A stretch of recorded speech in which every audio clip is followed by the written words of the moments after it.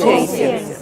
Em tempos de um amor sem cor, e onde a paz não veste branco, o sentimento é incolor, e o preto ainda causa espanto. Tanto quanto o que te fere e o que se esconde nas pessoas. Desde quando eram crianças. Quando ainda eram boas. Isso nos lembra? violentaram a mãe África e nela fizeram um marco sério. Deixando o preto sem saída e o sofrimento sem critério. E sem mistério, a gente sabe muito bem o que acontece. De dia, de noite, o negreiro sobe e desce. Para saber o que o preto traz. Para evitar que o preto leve. Para dizer que o preto cheira mal. E mostrar que a sua justiça fede. Enquanto ele se autodescreve.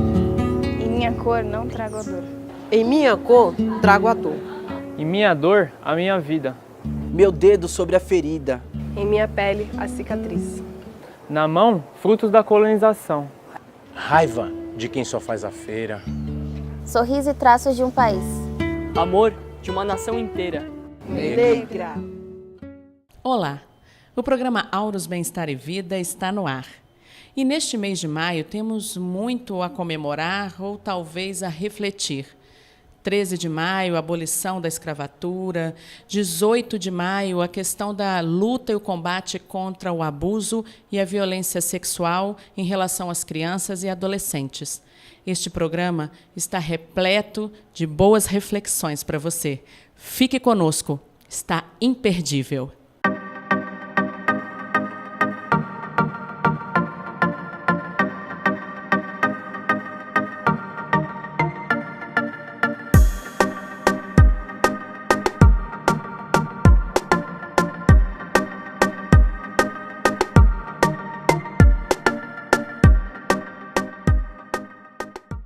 É com grande alegria que recebemos a Camila Dávila. Ela é pedagoga e trilhou um grande caminho ao lado da mestra Isabela Torres. E nós vamos conversar um pouquinho sobre esse percurso, principalmente sobre as questões ligadas à história, à memória de Três Rios, né, em relação aos negros, à cultura negra, aos senhores, aos grandes senhores de escravos também, e como é que Três Rios, né, trilhou o seu caminho através dessa história que é de todos nós. Seja bem-vinda. Obrigada. Eu fico muito feliz pelo convite e a gente está aqui falando um pouco sobre esse assunto que é muito importante, principalmente baseada no pouco de conhecimento que a Isabela traz para a gente, né? Eu conheci a Isabela na faculdade, ela foi minha professora lá, na disciplina de História e Cultura Afro-Brasileira.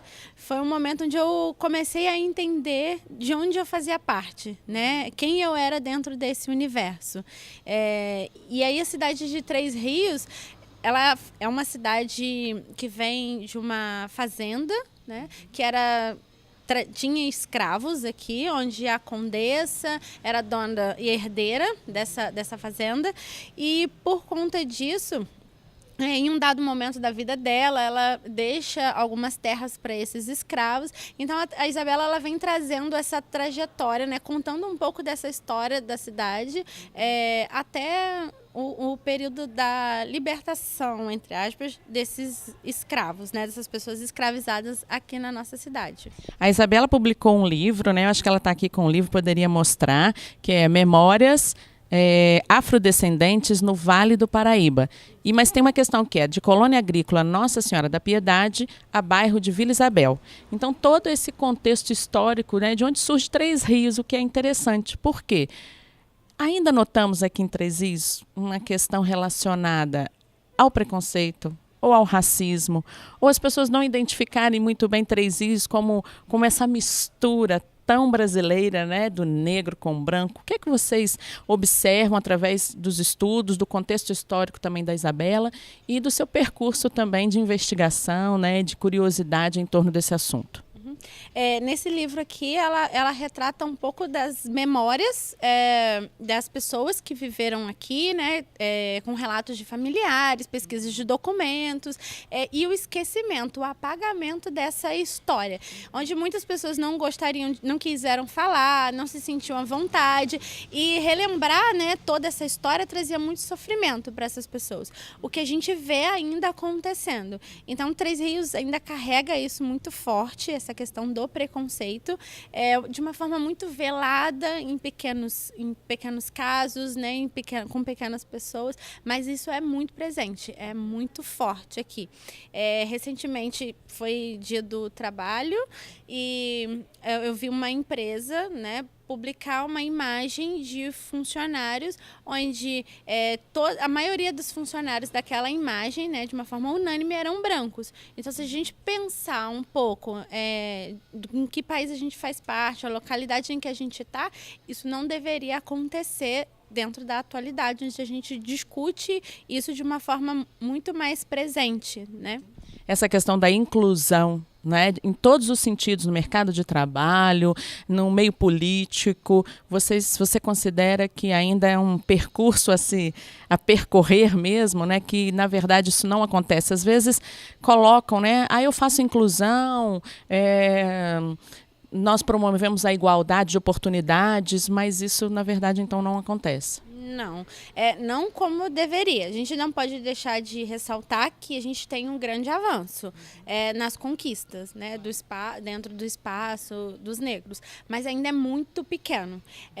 Principalmente quando a gente vê o Estado ressaltando ainda um discurso onde que essa discussão ela não deveria acontecer, não seria de fato necessária. Isso atrapalha um trabalho que vem sendo desenvolvido de uma maneira muito pequena ainda, de formiguinha, onde a gente está tentando ganhar cada vez mais espaço, né? Então, isso permanece, sim, é muito difícil para a gente, enquanto negro, ocupar determinados espaços, estar em determinadas profissões, ir para dentro de uma universidade, onde é o primeiro contato, muitas vezes, pelo menos para mim, foi o contato que eu tive em me reconhecer, né? Em saber qual era o meu papel dentro dessa sociedade. Tão bacana, né? Ela relatar que ela teve a oportunidade numa universidade, é claro, através de um olhar da Isabela, que já é um olhar diferenciado, dessa questão de se reconhecer, né? Qual é o seu lugar? Então, até então, você não tinha lugar, se sentia excluída. Sim, porque como ela fala mesmo no livro, nesse lugar de memória e esquecimento, foi passado para mim pela minha mãe, onde ela não ressaltava a nossa cultura, né? Onde ela realmente fazia com que a gente esquecesse o cabelo que a gente tinha, que eu tenho, né? Onde os pequenos traços fossem sendo apagados. E aí eu não julgo ela por conta disso, né? Isso acontece ainda em muitos momentos por conta do sofrimento que essas pessoas passaram, como a minha mãe, com relação ao preconceito. Então, elas não tinham essa noção de que a gente precisaria lutar e estar à frente, né? Era mais fácil se reformular. É como se apagar fosse a melhor maneira e reconstruir. Como se não tivesse dentro dos nossos traços aí toda essa identidade, né? Então... Ok. Então eu vou te perguntar, qual é então o seu sonho, né? A gente também fala de luta, mas às vezes luta é muito desgastante, né? Mas nesse momento é necessário. Mas também qual é o seu sonho, o seu propósito, né? No seu ambiente de trabalho, no seu dia a dia com as pessoas? Qual é a mensagem que você realmente quer levar e quer transformar esse mundo? É muito utópico a gente falar, né? Quando a gente fala em sonho. Mas, enquanto educadora, o que eu procuro fazer diariamente é mostrar e fazer com que as pessoas que convivem comigo, os jovens que eu tenho contato, eles entendam qual é o espaço deles, né? Que eles tenham um lugar de fala, que eles busquem por esse lugar de fala, que eles busquem pesquisar sobre a sua história. E é por isso que eu sempre falo com eles sobre a história de Três Rios, porque é o lugar que eu nasci, eu sou daqui.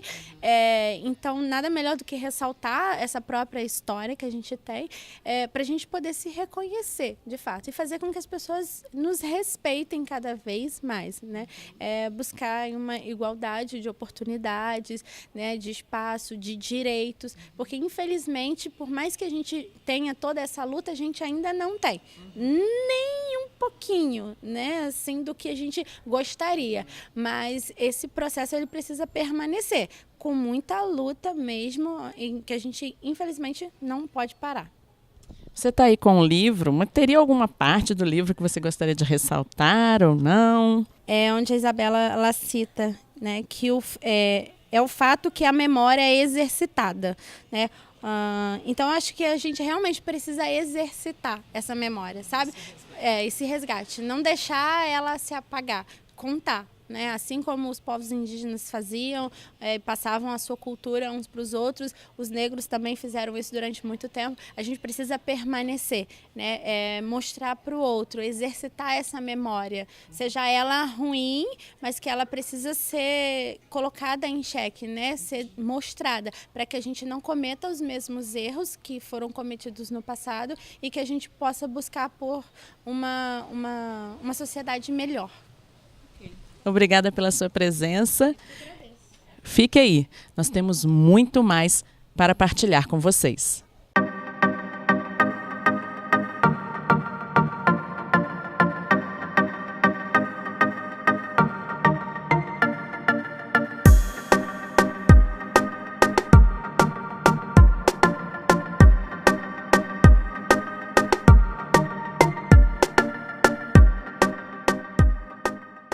O programa de hoje tem a temática voltada à valorização do negro. E trouxemos aqui o Vitor Emanuel, um jovem de 19 anos, empreendedor desde o ensino médio. Mas quem vai contar essa história para nós é o próprio Vitor. Vitor, seja bem-vindo. Muito obrigado. É um grande prazer estar aqui contigo hoje, Eveline. Então, eu comecei a empreender no ensino médio. Lá na cantina tinha alguns doces para os alunos, só que esses doces não eram tão acessíveis. Além de ser pequeno, era um valor um pouquinho desnecessário. Aí eu vi uma oportunidade de empreender. Eu tive a ideia de começar a vender pé de moleque. No início, não deu tanto resultado. Porque as pessoas falavam, nossa, amendoim, isso dá espinha. Não vou comprar hoje, me desculpe. Para jovem, isso é o fim do mundo, ter espinhas, não é? Então, aí, com o passar do tempo, olhando no Instagram, eu vi palha italiana. Não sabia o que era isso. Aí eu peguei a receita e fiz em casa. Provei e, nossa, achei maravilhoso. Você nunca tinha tido a oportunidade de comer uma palha italiana antes, não é? Não, nunca. Eu nem sabia o que era isso, né? Aí, no outro dia, eu levei para a escola. Chegando lá, eu levei um pote com as palhas embrulhadas em um saquinho, coloquei em cima da mesa.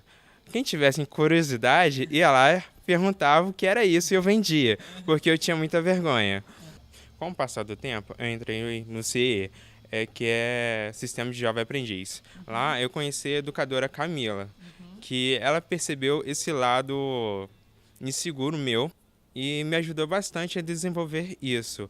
Lá no CIE eu fazia que nem fazia no ensino médio. Chegava lá, colocava meu pote em cima da mesa com as minhas palhas italianas e quem tivesse curiosidade ia lá e pegava. Com o passar do tempo, a Camila percebeu esse lado inseguro que eu tinha e me deu um feedback que eu deveria ser mais seguro. Eu fui colocando em prática esse feedback dia após dia, até que eu cheguei aqui hoje, conversando contigo no seu programa. Estou muito mais autoconfiante e eu consigo vender minha palha italiana sem precisar de divulgadores, de terceiros. Eu mesmo consigo chegar para a pessoa... Fazer o marketing. Fazer o marketing e vender minha palha italiana. Então, peraí, vamos entender, né, o que é essa palha italiana, qual o diferencial. Então, o Vitor Emanuel, um empreendedor, ele vende palha italiana, mas não é qualquer palha italiana. Então, ele vai explicar um pouquinho, né, a marca, se criou uma marca, de que forma você vende essa palha italiana, que diferencial que ela tem. Logo no ensino médio, eu percebi que eu não podia vender apenas palha italiana de brigadeiro. Eu deveria inovar. Eu comecei a vender de brigadeiro, depois passei para de leite ninho, paçoca, Oreo, Nutella, Você gosta, né? Nutella e muitos outros sabores. Criei até um cardápio para o cliente escolher esses sabores. Então, como eu tinha dito, minha palha italiana tem vários sabores. E com ela vem a opção do biscoito, que é o biscoito original, biscoito de leite, biscoito integral e biscoito de chocolate. E qual que você escolher. Porque... Não, gente, para tudo. Até o biscoito a gente pode escolher. Isso é bem diferente, né? Deve ser uma delícia. Tô doida para provar e para experimentar. E qual a opção do biscoito que você escolher? Se você qual a opção que te agradar mais? Com isso também vem os tamanhos da palha italiana. Porque tem um tamanho grande, normal, da palha italiana, e tem um tamanho menor, pequeno, para festas. Porque eu trabalho com festas, eu faço encomendas de festas. Eu criei uma marca, uma logo na faculdade que se chama Lanches Clandestinos, que envolve a minha palha italiana e meu sanduíche natural. A minha palha italiana é Palhas Clandestinas, conhecida na faculdade. Lá eu vendo as minhas palhas italianas com esse nome, porque antes, no ensino médio, era Palhas do Emanuel, como o pessoal me conhecia na escola, na época da escola. Na faculdade, tomou uma proporção ainda maior, então eu não poderia usar meu nome. Eu optei usar o nome de Lanches Clandestinos. Eu optei por usar o nome de Palhas Clandestinas. E o sanduíche natural, também eu inovo, não vendo só um sabor, que é de maionese normal. Eu vendo de frango teriyaki, frango cremoso e frango de salpicão. São sabores que o pessoal ama. O pessoal de casa já está ficando com fome, né, gente? Todo mundo já quer experimentar. Então, o pessoal adora na faculdade. Porque com esses sanduíches eu vi uma nova forma de empreender. Porque já que lá na faculdade eles não só procuravam doces, mas também procuravam salgados. Eu vi uma nova forma de empreender. Ô Vitor, e toda essa questão também do seu, né, empreender tem a ver com a sua necessidade também, questões financeiras, sociais, de encontrar um caminho, dar a volta e conseguir conquistar os seus sonhos, fazer uma faculdade. Então, esse foi um caminho que você encontrou, né, para conquistar os seus sonhos? Sim, esse é o caminho que eu encontrei. Na faculdade, eu uso a minha empresa de lanches clandestinos para pagar minha Xerox, porque na faculdade, meu Deus, a Xerox é um custo. O recurso da palha italiana para pagar a minha passagem de ida e volta para a faculdade, porque são 4 ônibus. Eu não moro no mesmo bairro do que ela, do que a faculdade.